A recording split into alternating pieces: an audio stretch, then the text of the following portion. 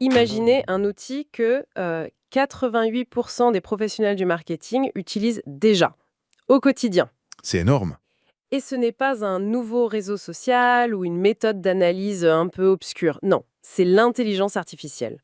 Ce n'est plus du tout une promesse pour le futur, c'est vraiment le moteur de la communication d'aujourd'hui. Absolument. On a entre les mains un article vraiment fascinant qui explore comment l'IA est devenue ce pilier stratégique, transformant radicalement la création de contenu. Et notre but ici, c'est pas juste de constater cette adoption massive, ça je pense que tout le monde l'a plus ou moins compris. C'est presque une évidence. Voilà, on va essayer de comprendre les implications profondes, comment ces technologies fonctionnent concrètement, au jour le jour, quelles sont leurs limites, les vraies limites. Et surtout, on va voir pourquoi l'expertise humaine, loin de devenir obsolète, est en fait plus essentielle que jamais. Oui, parce qu'on a une puissance de production incroyable, mais qui crée aussi un risque énorme, celui d'un futur où toutes les marques finissent par se ressembler, par avoir la même voix un peu robotique. Le risque de l'uniformisation. Exactement. L'enjeu, c'est de savoir qui va utiliser cette puissance, non pas pour être plus bruyant, mais pour être plus pertinent, plus humain. Alors on va décortiquer ça ensemble. On va commencer par l'ampleur économique, juste pour poser le décor. D'accord. Ensuite, on plongera dans le concret avec des exemples d'outils.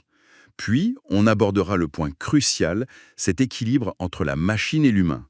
Et enfin, on verra ce que ça nous dit sur l'avenir du métier. Alors, commençons par les chiffres, parce que honnêtement, ils sont vertigineux. L'article nous donne une idée de l'échelle, le marché mondial de l'IA appliqué au marketing, il devrait atteindre 47,32 milliards de dollars en 2025. 47 milliards.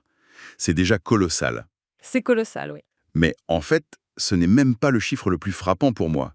C'est la projection pour 2028. Ah oui. On parle de 107,5 milliards. C'est plus que le double en à peine 3 ans. En 3 ans. Ce n'est pas une croissance linéaire, c'est une accélération exponentielle. Ce n'est pas une vague, c'est un tsunami. Et ça, stratégiquement, ça change tout. On n'a plus le temps de voir venir, quoi. Exactement. Et ce ne sont pas que des chiffres de marché qui flottent un peu dans le vide. L'adoption, elle, est tout aussi massive. Le document rappelle que 88% des marketeurs utilisent déjà l'IA. Déjà, Et 78% des organisations l'ont intégré dans au moins une de leurs fonctions stratégiques. On n'est plus chez les quelques pionniers, on est chez tout le monde. ce qui est fascinant, et c'est un point central de l'analyse, ce n'est pas juste la croissance, c'est la vitesse de la transition. Il y a quelques années, l'IA, c'était un gadget, un outil d'optimisation à la marge. Oui, pour des tâches très spécifiques. C'est ça. Aujourd'hui, ces chiffres nous disent qu'elle est au cœur du réacteur. Elle est devenue une composante fondamentale des stratégies éditoriales et audiovisuelles. C'est un changement structurel. C'est une bonne manière de le dire. On passe d'un outil qu'on utilise à une infrastructure sur laquelle on bâtit. La nuance est essentielle. Mais bon, un marché à 100 milliards, ça reste un peu abstrait. Concrètement, ça ressemble à quoi pour une équipe créative un lundi matin? L'article zoome sur 2 outils qui incarnent bien ce changement, VO3 et Nano Banana. Oui, parlons-en, parce que là, on quitte la théorie. VO3, pour faire simple, c'est un démultiplicateur de contenu. Un démultiplicateur, j'aime bien le terme. Il est conçu pour prendre une matière brute, une source unique, et la transformer en une multitude de formats adaptés. Alors, rendons ça plus concret. Imaginons une entreprise qui publie un livre blanc, un truc bien dense de 20 pages, sur ses efforts en RSE. Ok, un cas classique. C'est un contenu à forte valeur ajoutée, mais souvent, c'est super difficile à diffuser. Avec un outil comme VO3, le DIRCOM, il peut faire quoi en théorie? En théorie, et c'est ce que l'article suggère, il pourrait nourrir la machine avec ce document et, en quelques minutes, Obtenir une première proposition? de 5 articles LinkedIn différents, adaptés au ton de 5 dirigeants de l'entreprise, il pourrait générer 10 tweets avec les stats clés, un script pour une vidéo explicative de 2 minutes et même une première ébauche de communiqué de presse. Waouh! Tout ça à partir de la même source. Voilà. C'est un véritable caméléon éditorial. La puissance est folle, c'est vrai. Et de l'autre côté, on a Nano Banana. Lui, il s'attaque à l'audiovisuel, un autre monstre chronophage. Exactement. L'article le présente comme un studio de pré-production virtuelle. Et quiconque a déjà passé des heures en réunion à débattre de la vibe d'une campagne vidéo sait à quel point c'est long. Et subjectif. C'est interminable. Eh bien, Nano Banana, il permet de générer 5 moodboards distincts en 10 minutes, de créer des storyboards quasi instantanément pour visualiser les séquences. On peut prototyper des concepts vidéo à une vitesse folle, en fait. C'est exactement ça. Ce qui prenait des semaines de travail peut maintenant être exploré en une seule journée. Ça ressemble à de la science-fiction, mais non, ça se passe maintenant. Mais le point clé, et l'article insiste beaucoup dessus, c'est que ces outils ne sont pas là pour remplacer les créatifs. L'idée, c'est d'augmenter leur capacité. C'est ça, c'est le mot juste. Ils prennent en charge les tâches les plus répétitives ou laborieuses. La déclinaison d'un même message sur 10 formats, par exemple. Voilà. C'est essentiel, mais ce n'est pas là qu'est la pure créativité. En automatisant ça, on libère du temps et de l'énergie mentale pour ce que seul l'humain peut faire. L'idée originale, la nuance, la stratégie. Il y a une statistique de HubSpot dans les sources qui est très parlante là-dessus. Oui, 56% des responsables des réseaux sociaux qui utilisent déjà l'IA pour produire des vidéos courtes. Donc cet assistant créatif, il est déjà là. Il est déjà dans les workflows. Tout à fait. Mais ça nous amène directement à une tension, à un paradoxe que l'analyse met bien en lumière. Si tout le monde peut produire du contenu à cette vitesse, comment est-ce qu'on évite de tous dire la même chose? Comment on garantit l'originalité? Voilà, la pertinence, la cohérence. C'est la question à $1 million.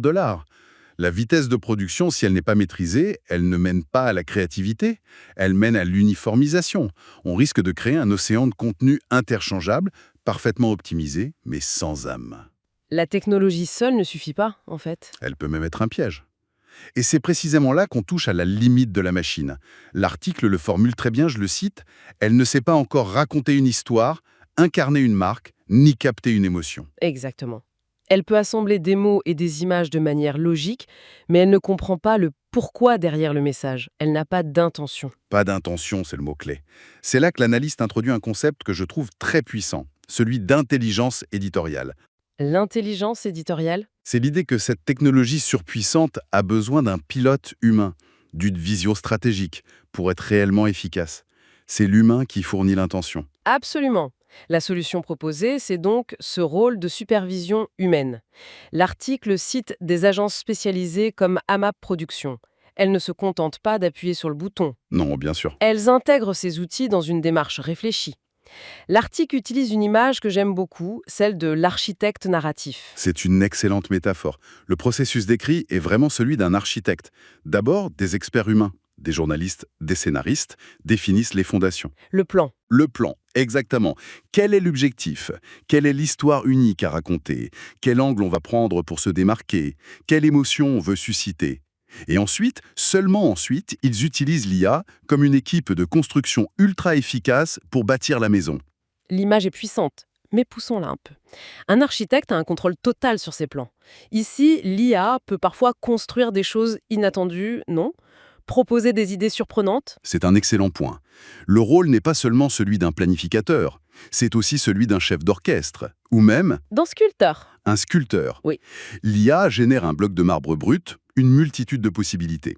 Le sculpteur humain choisit, taille, polit, affine, pour en faire une œuvre qui a du sens. Il sélectionne, il structure, il corrige, il interprète, et il fait quelque chose de fondamental que la machine ne peut pas faire. Quoi donc? Il agit comme le gardien émotionnel et éthique de la marque. Le gardien de la marque. Développe un peu cette idée. Une IA pourrait par exemple générer une publicité parfaitement optimisée pour le clic. Titre accrocheur, image percutante. Voilà. Mais si le ton est légèrement à côté de la plaque, s'il est insensible au contexte culturel du moment, il peut créer une crise de relations publiques en quelques heures. Le rôle de l'intelligence éditoriale, ce n'est pas juste de vérifier la grammaire. C'est de s'assurer que le message reste aligné avec les valeurs de la marque. Avec sa voix, son âme, c'est là que la vraie valeur se crée. Oui, mais soyons réalistes. Quand les délais sont serrés, que la pression est là pour produire toujours plus, la tentation de simplement laisser l'IA prendre le volant doit être immense, non? C'est le risque principal, absolument. Et la seule réponse, c'est la culture et le processus. Les agences qui réussiront sont celles qui sanctuariseront ce temps de réflexion humaine. Celles qui diront Celles qui diront « l'IA nous fait gagner 10 heures sur la prod », eh ben on va réinvestir ces 10 heures dans la stratégie, la créativité pure et le contrôle qualité. Voir l'IA non pas comme un moyen de faire moins cher, mais de faire mieux. plus intelligemment. C'est un choix stratégique et managérial au fond. Ce qui nous amène à l'avenir. Si on se projette un peu, en se basant sur l'analyse, la tendance de fond est claire. On va vers des contenus hyper personnalisés. Oui, et capable de s'adapter presque en temps réel. Les outils sont déjà conçus pour ça. Absolument. L'article mentionne que VO3 peut analyser les réactions des utilisateurs pour réajuster le contenu. On peut imaginer une campagne qui n'est plus figée, mais qui évolue en fonction des commentaires. Un organisme vivant. C'est ça. Et Nano Banana permet de multiplier les formats audiovisuels pour créer 10 versions d'une même publicité, chacune adaptée à une plateforme, une audience spécifique. Pour une direction de la communication, ça change tout. Le message n'est plus une pierre qu'on jette dans l'eau. Mais qu'est-ce que ça implique concrètement? Ça implique que l'intégration de l'IA n'est plus un simple avantage compétitif pour 2025. C'est une question de survie pour 2026. Rien que ça. Le public, habitué à la personnalisation de Netflix ou Spotify, ne tolérera plus les messages génériques. Il attend une pertinence quasi individuelle. Les marques qui n'y arriveront pas deviendront juste invisibles. Noyé dans le bruit. Exactement. Donc si on connecte ça à la vision d'ensemble, cette course à la productivité, ce n'est pas du tout une fin en soi, c'est juste le ticket d'entrée. Précisément, c'est un changement de paradigme. Les marques qui vont se démarquer sont celles qui utiliseront cette vitesse, non pas pour inonder le marché, mais pour construire des conversations ultra pertinentes. De la diffusion de masse à la conversation personnalisée à grande échelle. Voilà. Et pour y arriver, la combinaison gagnante, on y revient toujours, c'est la puissance de la technologie, guidée par une intention créative et stratégique purement humaine. C'est le moment de faire le point, je crois. Si je devais résumer ce qu'on a tiré de cette analyse, je dirais d'abord que l'IA, ce n'est plus une option. C'est une force économique et stratégique massive. On est d'accord, ensuite, que des outils comme VO3 et Nano Banana sont des démultiplicateurs de créativité. Ils ne remplacent pas le créateur. Ils sont des copilotes, des assistants surpuissants. Et enfin, le point le plus important pour moi, la clé du succès, ce n'est pas la technologie seule.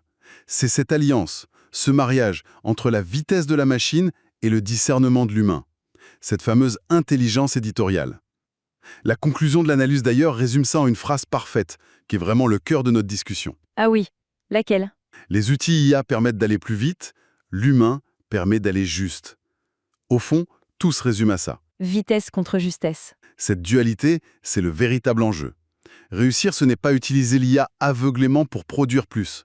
C'est savoir l'orienter, l'encadrer et la connecter aux émotions et aux besoins réels d'un public. Ce qui nous laisse avec une dernière pensée, une question en suspens. L'IA peut donc créer des centaines de variantes d'un message en quelques secondes. La question n'est donc plus comment peut-on dire quelque chose, point, mais plutôt, parmi toutes ces possibilités, quelle est la seule version qui mérite vraiment d'être entendue? Et finalement, qui doit en décider?